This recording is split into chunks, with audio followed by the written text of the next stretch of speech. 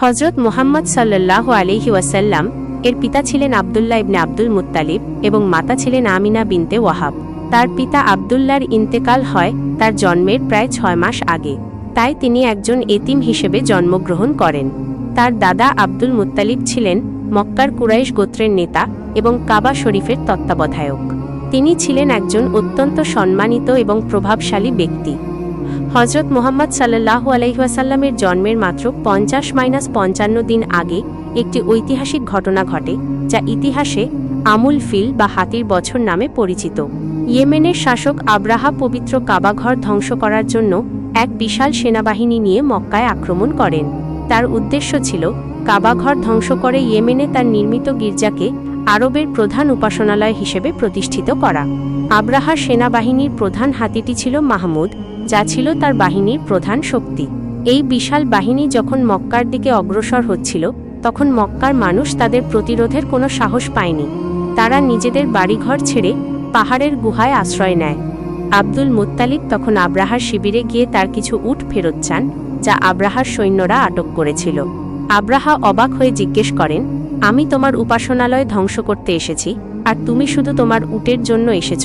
Abdul Muttalib তখন বলেছিলেন, আমি উটের মালিক, তাই উটের কথা বলছি, আর এই ঘরের মালিক আল্লাহ, তিনিই এর সুরক্ষা করবেন।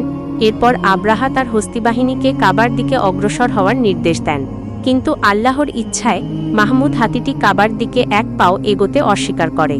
এরপর আকাশ থেকে ঝাঁকে ঝাঁকে আবাবিল নামক পাখি তাদের ঠোঁটে ও পায়ে ছোট ছোট পাথর নিয়ে আব্রাহার সেনাবাহিনীর উপর নিক্ষেপ করে, যার ফলে বিশাল বাহিনীটি ধ্বংস হয়ে যায়।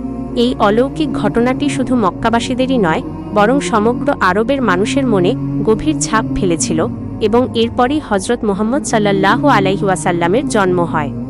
হযরত মুহাম্মদ সাল্লাল্লাহু আলাইহি ওয়াসাল্লাম গর্ভে আসার পর তার মা আমিনা বিনতে ওয়াহাব কোনো ধরনের কষ্ট বা গর্ভকালীন অস্বস্তি অনুভব করেননি, যা গর্ভবতী মহিলাদের জন্য ছিল এক অস্বাভাবিক ব্যাপার। তিনি সবসময় এক ধরনের প্রশান্তি ও হালকা অনুভব করতেন। গর্ভধারণের সময়কালে তিনি স্বপ্নে বিভিন্ন অলৌকিক ইঙ্গিত পান। এক রাতে তিনি স্বপ্নে দেখেন যে এক জ্যোতির্ময় নূর বা আলো তার গর্ভ থেকে বেরিয়ে এসেছে এবং সেই নূর সিরিয়ার বাসরা অঞ্চলের প্রাসাদগুলোকে আলোকিত করে দিয়েছে। এই স্বপ্নটি ছিল ভবিষ্যতে তার সন্তানের নবুয়ত ও ইসলামের আলোর বিস্তারের ইঙ্গিত।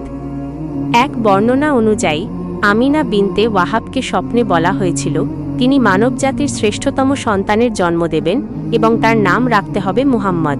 এই নামটি সেই সময় আরব সমাজে খুব একটা প্রচলিত ছিল না। ঘটনা: হযরত মুহাম্মদ সাল্লাল্লাহু আলাইহি ওয়াসাল্লাম এর জন্ম হয় ৫৭০ খ্রিস্টাব্দের ১২ রবিউল আউয়াল সোমবার সুবহে সাদিকের সময় ভোর। তার জন্মের মুহূর্তে বেশ কিছু অলৌকিক ঘটনা ঘটে, যা তার মর্যাদা ও বিশেষত্বের প্রমাণ বহন করে। আলোর বিচ্ছুরণ: জন্মের পরপরই আমিনার ঘর থেকে এক উজ্জ্বল আলো বেরিয়ে আসে, যা দিগন্ত পর্যন্ত আলোকিত করে তোলে। এই আলো এত তীব্র ছিল যে মক্কার দূরবর্তী অঞ্চল থেকে সিরিয়ার প্রাসাদগুলো পর্যন্ত দৃশ্যমান হয়েছিল। হযরত মুহাম্মদ সাল্লাল্লাহু আলাইহি ওয়াসাল্লাম সিজদারত অবস্থায় ভূমিষ্ঠ হন। তার হাত দুটি মাটি স্পর্শ করে এবং মাথা সামান্য উপরের দিকে উঁচু ছিল। শারীরিক পবিত্রতা: তিনি খতনাকৃত অবস্থায় এবং নাভি কাটা অবস্থায় জন্মগ্রহণ করেন। কোনো রকম অপবিত্রতা বা ময়লা তার শরীরে ছিল না, যা সাধারণ শিশুর জন্মের সময় থাকে।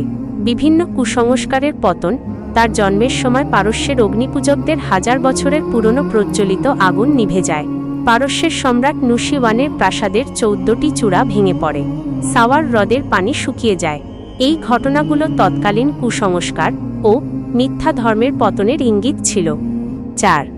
জন্মের পর প্রথম মুহূর্ত এবং শৈশব: জন্মের পর তার দাদা আব্দুল মুত্তালিব তাকে কাবা শরীফে নিয়ে যান এবং আল্লাহর শুকরিয়া আদায় করে তার নাম রাখেন মুহাম্মদ, যার অর্থ প্রশংসিত। এই নামটি ছিল সেই সময় আরব সমাজে খুব একটা প্রচলিত ছিল না। এরপর হযরত মুহাম্মদ সাল্লাল্লাহু আলাইহি ওয়াসাল্লাম কে প্রথম দুধ পান করান তার মা আমিনা। এরপর আবু লাহাবের দাসী সুয়াইবা তাকে কয়েকদিন দুধ পান করান। সুয়াইবা এর আগে হযরত হামজা কেউ দুধ পান করিয়েছিলেন। আরবের ঐতিহ্য অনুযায়ী শিশুরা শহরের দূষিত পরিবেশ থেকে দূরে মরুভূমির শুদ্ধ বাতাসে বেড়ে উঠত। সেই প্রথা অনুসারে হজরত মুহাম্মদ সাল্লাল্লাহু আলাইহি ওয়াসাল্লাম এর লালন পালনের দায়িত্বে ছিলেন বনু সাদ গোত্রের ধাত্রী হালিমা সাদিয়া।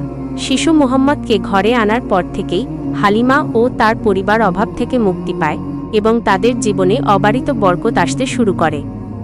বন্ধুরা, আজকের ভিডিওটি এখানেই শেষ। ভালো লাগলে একটি সাবস্ক্রাইব করে দিবেন এবং লাইক, কমেন্ট, শেয়ার করে দিবেন।